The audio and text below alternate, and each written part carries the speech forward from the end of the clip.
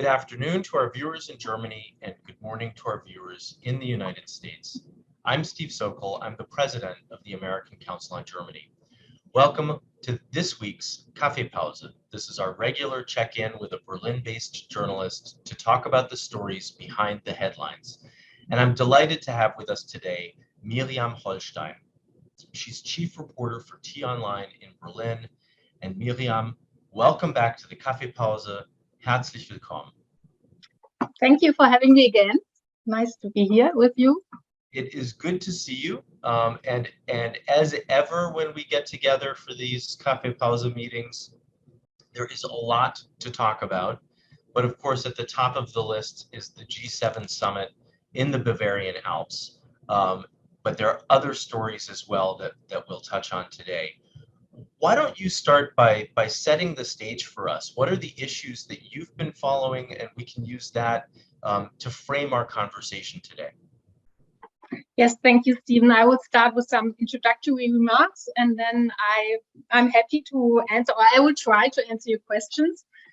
It's, as you know, it's the summit season again. So we had two major events in the last few days. First was the EU Council, where the European leaders granted Ukraine and Moldavia the official EU candidate status. And the second one, which is still ongoing, you mentioned it, is the G7 summit in the mountains of Bavaria, which will be followed by the NATO summit on Wednesday in Madrid, Spain. And there was a much smaller event, but nevertheless, I think it's worth having a look at. It was a conference of the governing Social Democratic Party last Tuesday, where the head of the Social Democrats, Lars Klingbeil, delivered a keynote speech about the future role of Germany. And I think, in my opinion, these three events are related to three kind of intriguing questions which are discussed right now in political Berlin. The first is, what happened to the watershed, which Olaf Schulz, as you might remember, proclaimed on February 28th in Parliament? The second question, is the new German government really ready to assume leadership? And the third question, what does Olaf Schulz really want with regard to Ukraine? And I would like to start with the G7 summit, and I will try to stick to the broad lines because Fabian Reinbold, my colleague, he'll explain to you what happened there on Wednesday, right? Actually, you're right. We're starting the week with you, and we're ending the week with Fabian. So this is a T-Online week, if you will, at the ACG. Great. So as he is attending the summit, he will give you all the dirty details then. So I'll stick to the broad lines. It's a special summit because it's a summit in the shadow of Ukraine war. And it's also a special summit because it's the first summit for Olaf Scholz as the host in his role as the German chancellor.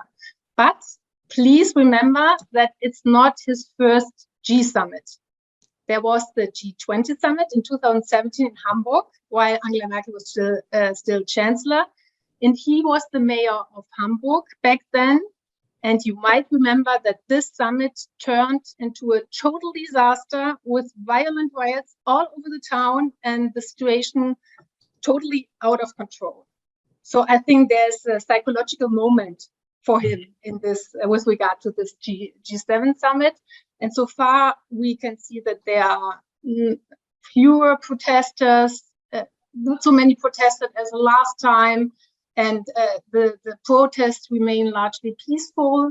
And one has to add that it's a difference if you make a G7 or a G summit in a city, in a big city, or in the mountains. But still, I think it's a success for Olaf Scholz.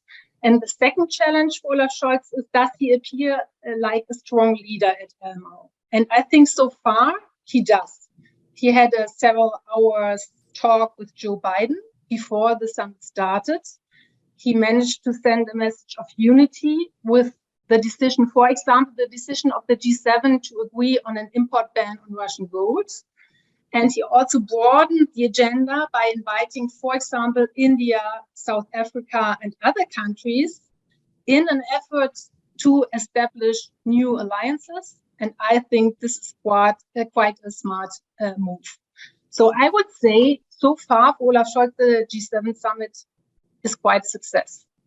Although I'm pretty sure the Ukrainians who ask for more weapons and more sanctions will not be satisfied in the end. And there's one person trying to undermine his authority, the authority of Olaf Scholz during the summit. Can you guess who this is? Who's trying to sort of strengthen his authority or weaken his authority? Weaken his authority. Let's see. It's more a fun fact. It's not so serious, I have to say. Okay, then I have no idea. It's the Prime Minister of Bavaria, Markus Söder, who is very proud that there is a summit in Bavaria. And I think he's still dreaming to become the next chancellor. So before the summit started, he posted on Facebook and on Twitter a post welcoming the G7 leaders in Bavarian language, Grüß Gott. And he showed the leaders, pictures of the leaders, of 6 leaders, but he forgot one leader who was not on the picture. And that was Chancellor Olaf Scholz. That was kind of a fun fact. But it is sort of interesting to think about that. There were a number of pictures on social media of Biden arriving and being welcomed by Olaf Scholz, by Markus Söder. And Markus Söder, there were a number of comments about his attire because he was not very well dressed for that occasion. But there were lots of people in Bavarian Trachten and traditional dress. And the comments that I saw were, this is not sort of typical of Germany. It's typical of Bavaria, and sort of some criticism of the Deutschland bild that was being presented in those images. Well, I think that's what I don't understand the discussion, to be honest, because I think these are traditional outfits from Bavaria, so it's fine. I mean, he's the host for the region, so it's okay. And I remember I went with Olaf Scholz to Ankara to his official visit to the Turkish President Erdogan, and there they had people like dressed in the old warrior outfits of the Osmanian kingdom, you know. So I think it's better to have some Bavarian tradition in there. But I mean, to a lot of Germans, it looks very old-fashioned to have these costumes. So I don't know. So second question, is the new German government ready for real leadership?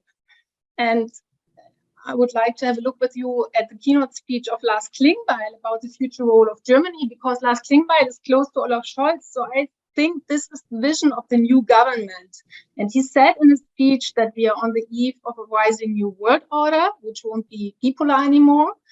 And he pointed out that Russia as well as China have used their impact to gain the trust of a lot of other countries, many of them in Africa, for example.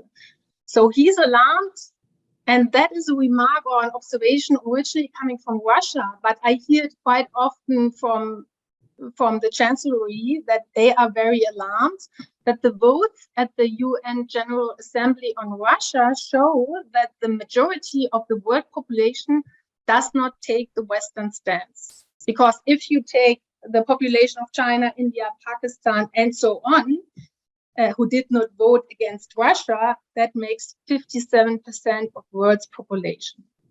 And that's why Lars Klingbeil, in his speech, he pleaded that as a reaction, Germany and the European leaders should offer more strategic partnerships, and that Germany must aspire to be a leading power. And I think this is part of the ongoing process of Germany becoming an adult in a certain way and leaving decades of adolescence where Germany was hiding behind the Americans and other allies behind it. And it's also an attempt, I think, to establish Europe and the EU as a center of power in a new world order. But will it work? I'm not sure. Because I think in reality, to bid farewell to decade-long strategies we had in Germany is quite a challenge, and it will take a long time. And for example, by no means German army is at a level to be a leading military power. And I don't know if we do have this time. I mean, we can see that America and Joe Biden is under pressure, that Macron is weakened, the French president is weakened after losing his majority in the parliamentary elections. And I think we still need the US as a reliable partner, maybe even more than ever. So I think the outcome of the situation in Ukraine will show if Germany is able to assume its leadership. And that brings me to my last question. What does Olaf Scholz really want with regard to Ukraine? I think that he has a similar strategy to the strategy of Angela Merkel. He is claiming to think about all the consequences before taking a decision and before taking a political stance. But given the fact that he changes his position quite often, either he is not thinking at all or he's not thinking enough, I think, because he did not want Ukraine to become an EU candidate because he thinks this is 10 years too early, that Ukraine is not even ready to become a candidate. And he also fears that we are losing the Western Balkan states if we apply a fast-track scheme on Ukraine. But then he realized that there's no way of not granting the candidate status to Ukraine, and then he changed his mind. And that's not the only time. That's not the first time where he changes his position. It was the same with the question of delivering arms to Ukraine. These are my introductory remarks, and now I'm happy to take your question. Miriam, that's a great way to start. But let me sort of push you on the first question and on your response to it for just a moment. I think the way that you framed the question was, where is Germany in this watershed moment at the moment? I think all of us are aware of the Zeitenwende speech that Olaf Schulz gave on February 27th. In the weeks and months since then, there's been a lot of back and forth about what the Zeitenwende actually means and how committed Germany is to changing its foreign policy, security policy, defense policy. In your response to that question, it sounded as if you were giving Olaf Scholz good marks for how he has appeared and presented himself at the G7 summit, and that there are a number of things that he's done to show him as a strong leader, to deliver a message of unity. But I think the question that remains for many people is, how committed is Germany really to the Zeitenwende? And certainly the speech by Lars Klingbeil is underscoring how important the Zeitenwende is, and that this really is a tectonic shift in German foreign and security policy. And I think that in his speech, Lars Klingbeil talked about Germany being a leading power, a Führungsmacht, and for a lot of people, this word Führung is one that makes them very uncomfortable.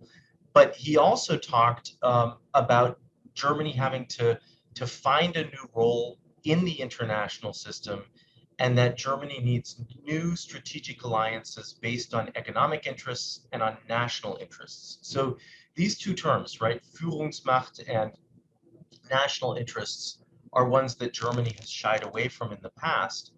So as you think about the Zeitenwende and the path that Germany is on, how far along this path do you think Germany is, and what do you think the prospects are for the midterm and the long term? I think we are really committed. It's really a mind change we experienced, driven by the war in Ukraine. But I think it will be a very long way, because you have to keep in mind that this is our mantra after World War II, that the only way to become a fully accepted member of the international community again is by not representing a military and political power. And that's why all the experts always said, oh, this is Germany became economic giant, well, more or less, But it remained a political dwarf, and they were not satisfied, and we were not satisfied, but we did not know how to change, because it's so, that's how we perceive the world. I mean, also when we look at the lesson of Auschwitz, to us, lesson of Auschwitz, never become a perpetrator again. That means never become a leading military power again, or powerful enough to be a perpetrator again.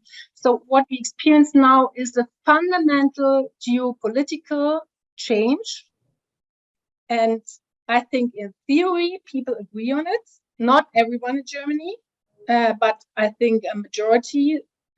But it'll take years until it'll take another generation to realize it on I think as well on a psychological level as on a physical level. Turning to Olaf Scholz for just a moment, the optics so far at the G7 have been very positive. There have been warm remarks by Joe Biden and Justin Trudeau about Olaf Scholz, about German leadership in the face of the crisis in Ukraine. I think there's also been another real demonstration of Western unity vis-a-vis Russia at the G7 summit. How has this played out domestically? Have people in Germany sort of looked more positively on Olaf Scholz in the last 24 to 48 hours as some of these sort of more positive remarks have been made by other world leaders, or is it too early to tell what the mood is, what the Stimmung is? I think we will have to wait until the end of the summit and until newspapers all over the world, journalists and experts will comment on this to see the impact on the German population.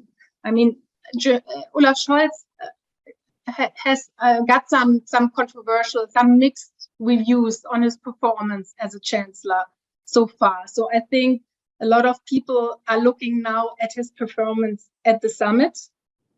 But I would like to add that the big questions will not be answered at the summit, right? We won't see a solution to the food crisis. We won't see, a major plan for climate change. But then again, I think that has never been the role of the G7 summit. And I vividly remember the G7 summit in Canada, where it turned out to be a success to have a common final communique, which was when Trump came back to the US, he said, I don't agree with it anymore.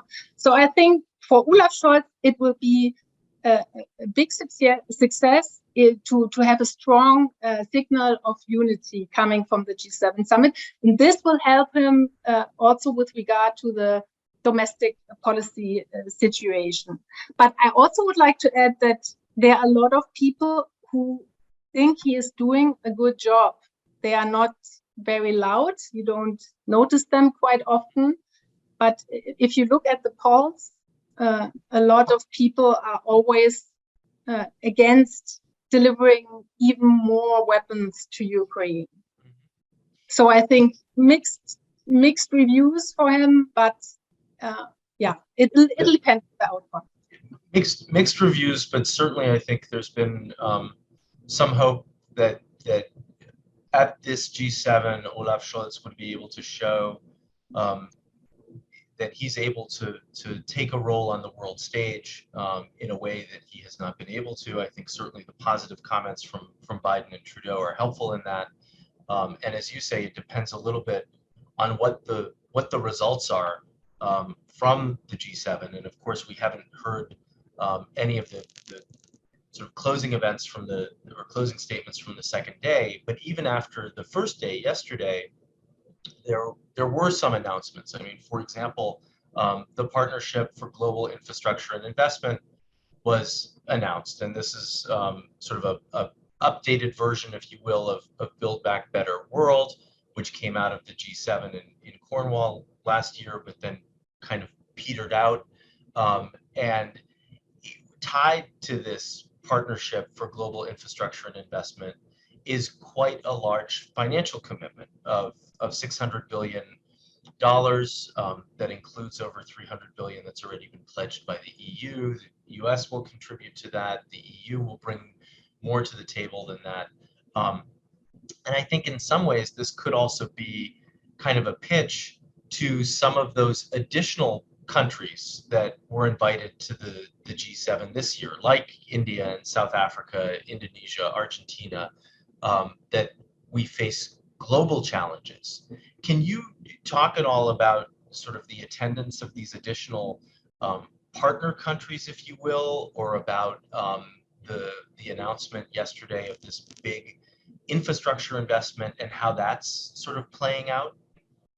I think the infrastructure investment plan is a clear signal to China that we're trying to establish an alternative to the Belt and Road Initiative, and it matches with the remarks of Lars Klingbeil that we have to reach out for more strategic alliances all over the world, because what China and Russia are doing is they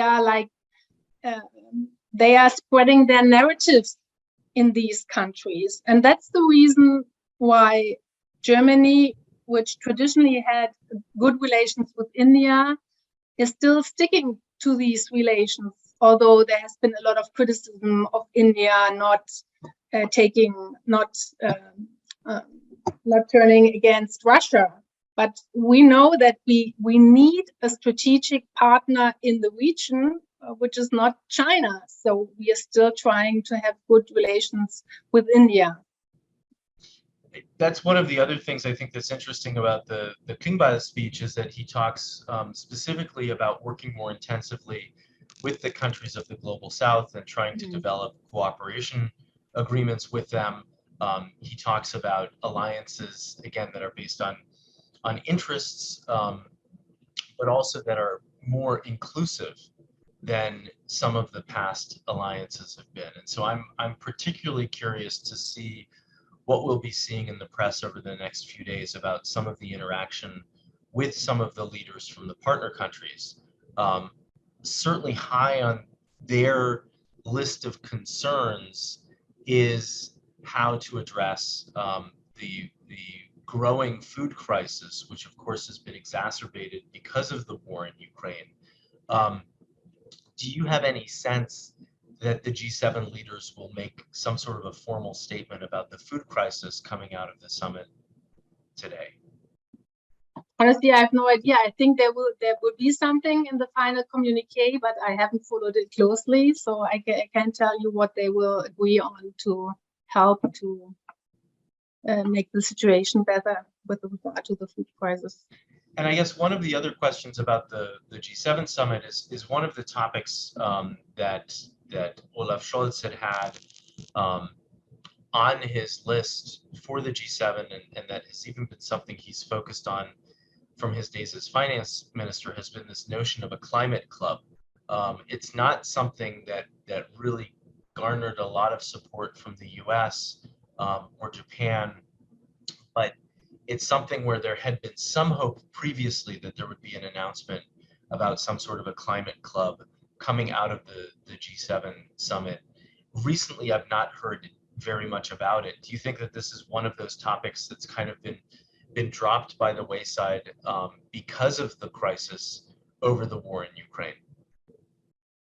I think for sure it's not as important, or not. It's not as high on the agenda anymore. But I think it's still a part of the discussions, and I think there will be an expression that they try to fight climate change. But I don't think that there will be concrete details. I mean, in Germany, it's an ongoing discussion now, or the discussion just started again. If we should. If the nuclear plants should be kept in power, not only until the end of the year, where the last remaining 3 are supposed to be shut down, but if we continue to use these nuclear plants. And I think as long as the energy crisis is such a major issue, I mean, the climate change is another major issue, but we have kind of like pressing problems right now, and there will be a lot of focus on this. But we also know that there's a window of opportunity with Biden in power, and we don't know what will come after Biden. So this certainly will be an issue at the summit, and I think there will be something in the final communique.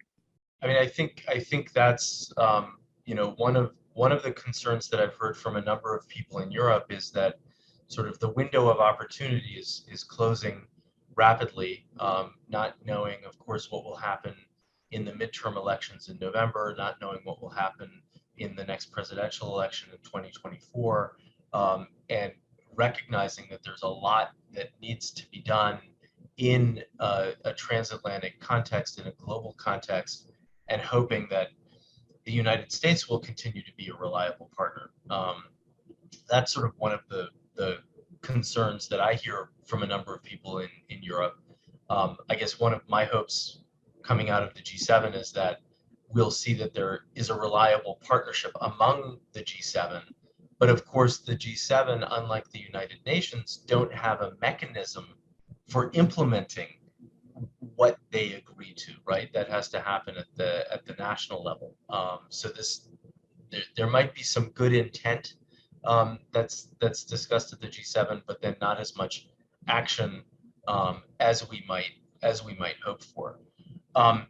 In terms of the G7, but also the Klingbeil speech, concerns over a growing divide between the developed countries and the countries of the global South has been growing in recent months, not only because of the pandemic and that many countries in the global South did not have access to vaccines, but now also with the emerging food crisis, with the fact that some of these countries are not taking a strong position one way or the other on the war in Ukraine and Russia's role in that, sort of not wanting to alienate themselves from Russia, but also not wanting to alienate themselves from the West.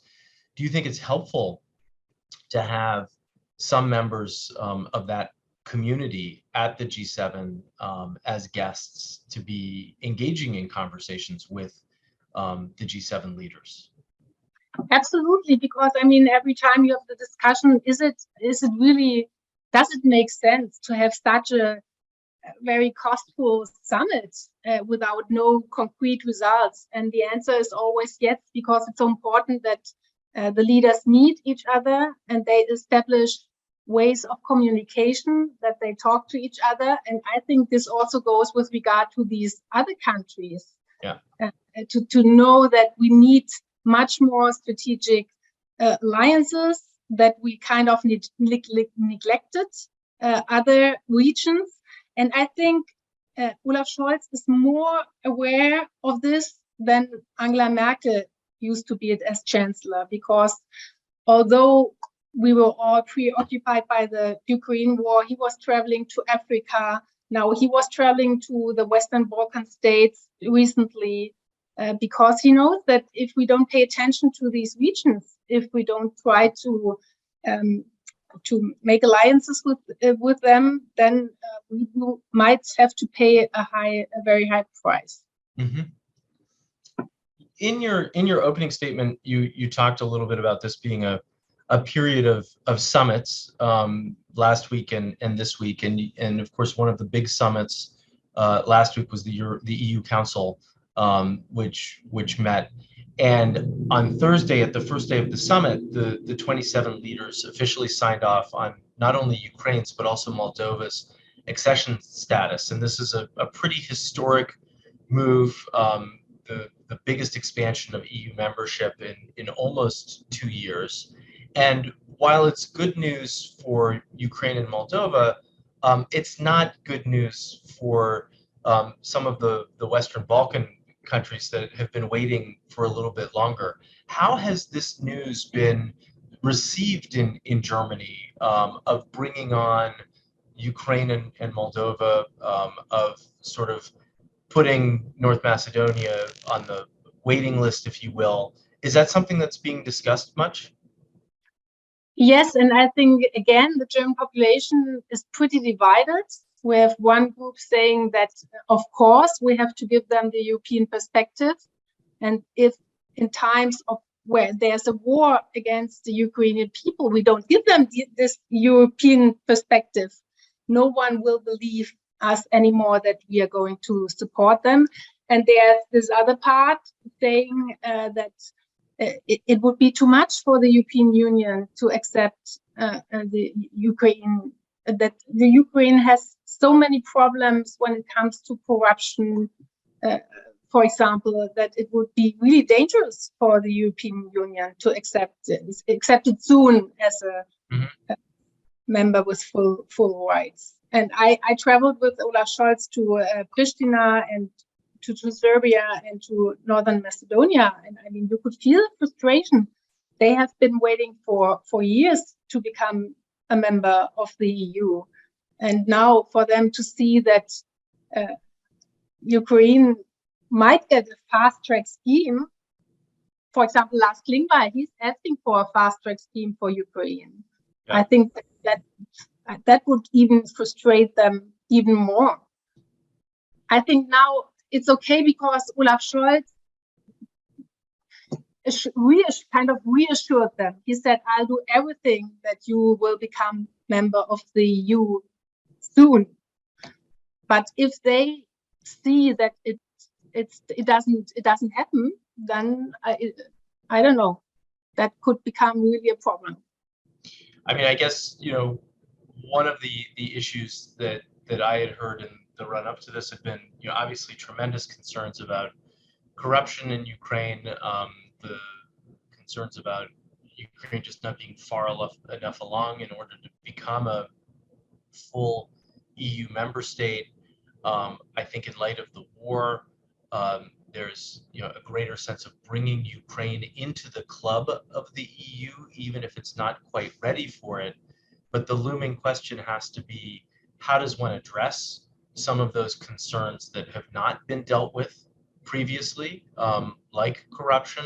And also, how does one deal with reconstruction in Ukraine and the cost of reconstruction in order to bring Ukraine back to where it was prior to this phase of the war that began in February?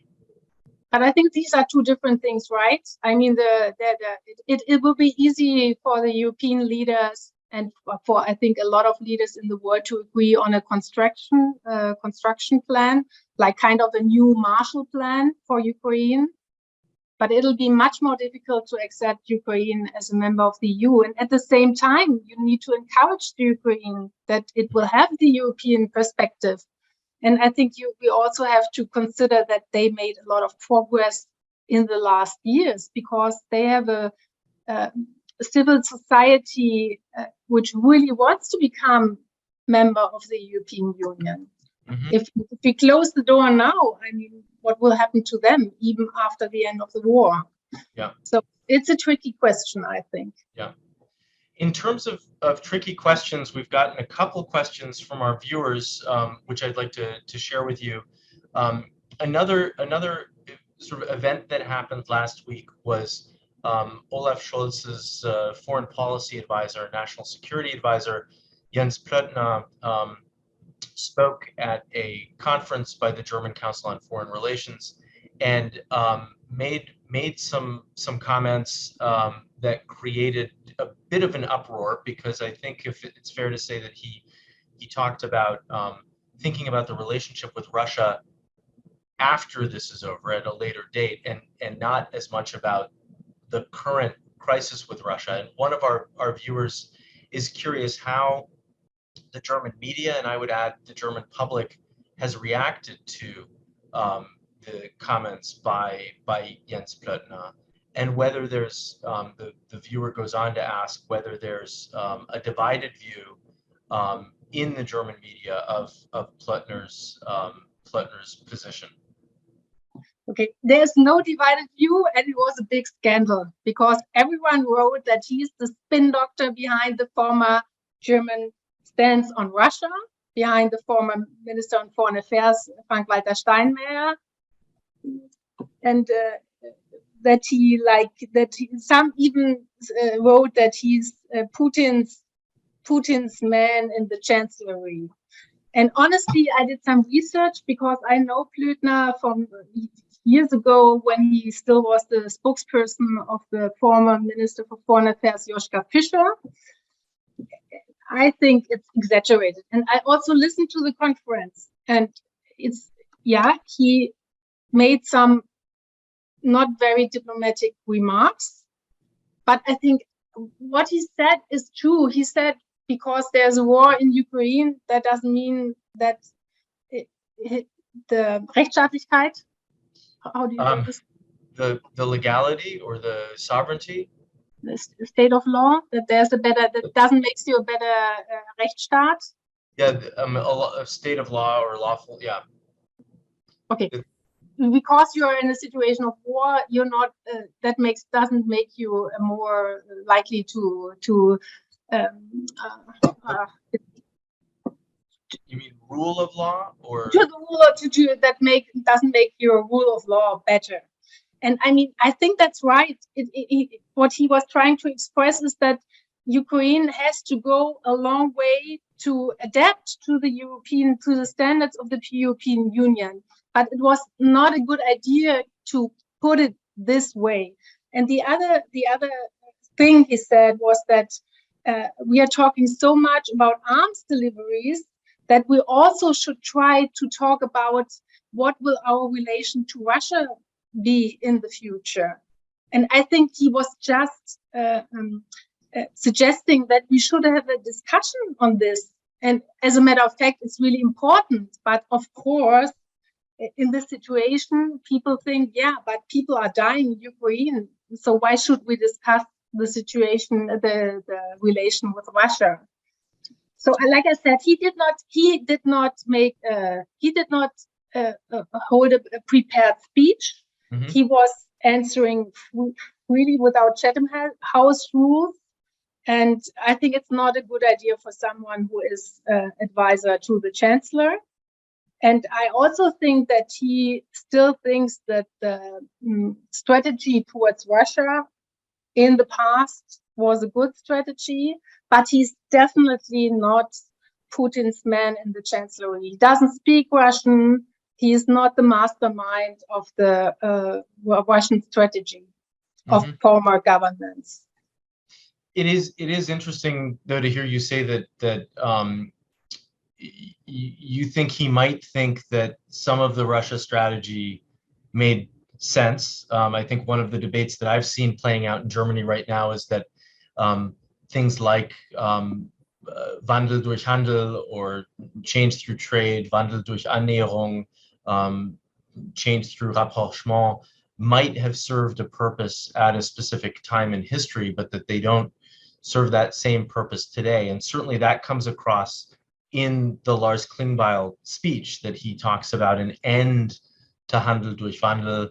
I thought it was interesting how he also drew on the legacy of social democratic leaders like Willy Brandt and Helmut Schmidt, who understood the value of military strength and military capability, and actually had a defense budget that was more than 3% of GDP at the time. So, within the SPD, there's not a unified position on how to tackle this. There are different opinions, as we're seeing through some of these different statements. And I think you are absolutely right. And I really miss that they are analyzing it in a more skeptical way, the former strategy. But I think, what they are saying is, and that's what the Olaf Scholz team is saying too, is if we hadn't the Minsk agreements back then the Russian army used to be the Ukrainian army used to be much weaker than it is today. So without the Minsk agreement, the Russian army back in 2014 would have been in Odessa, would have ended up in Odessa. So the Minsk agreement, as bad as they were, it was the best way to solve the situation. Yeah. What I think they could be a little more, they could criticize the Nord Stream 2 project and Chancellor Gerhard Schröder a little more than they do. But it's obviously they don't want to look back, but they want to continue now. So coming back to our starting point in part where you started talking a little bit about Olaf Scholz and his standing, another one of our viewers asks whether some observers are not expecting too much from Olaf Scholz, that he had big shoes to fill coming after Angela Merkel, that he had or is facing difficult challenges in leading a three-party coalition, and that the expectations of him are high, given that he's needing to address these kinds of challenges. At the same time, the viewer writes he's showing he's part of a strong European image as presented by Macron, Draghi, and Scholz in Kyiv, as a European presence, and certainly as that meeting was something that sort of paved the way for the Ukraine to become a candidate for EU membership. Do you think the expectations of Olaf Scholz are too high? Well, I think they are high, but are they too high? I mean, no one can choose if he's a chancellor in times of crisis or not. So he's chancellor with a war. With a war situation and with a rapidly changing world order. So that's his task. I mean, I just hope that he'll prove to be a strong chancellor. I'm not too sure about it, to be honest, because I think it's just not, I think he's aware that he has to be a strong leader. And he's even more aware of this because we don't know how Macron will end after the end of his term, right? And if Macron is not president anymore, or is really a weakened president, so then who will lead Europe? We really need strong leadership. But I don't think it's in Olaf Scholz's personality to show strong leadership. So with that, we're sort of back at the opening three questions that you posed, right? Is the new German government ready to assume leadership? Where is sort of the Zeitenwende moment for Germany and for Europe? And then, of course, when it comes to Ukraine, what does Olaf Scholz really want? I guess as you think about the next few months, from say the next 6 months from now until the end of the year, what will you be watching for to see whether or not Germany is really truly ready to assume this new level of leadership?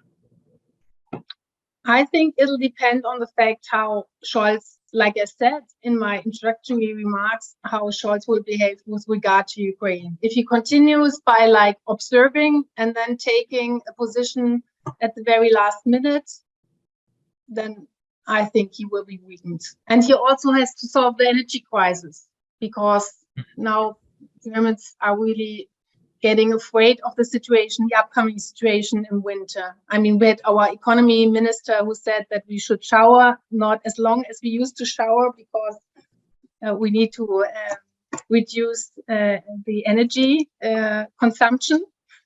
So we'll see if he's able to be a strong leader for Germany. I'm not too optimistic, because my impression is that he's always emphasizing that we work together with our international partners and that we are not doing things on our own. And I think real leadership means sometimes you have to take decisions on your own and then communicate it to the other leaders. And at the moment, I think he's not ready for this. But I mean, people can change, so let's hope for the best.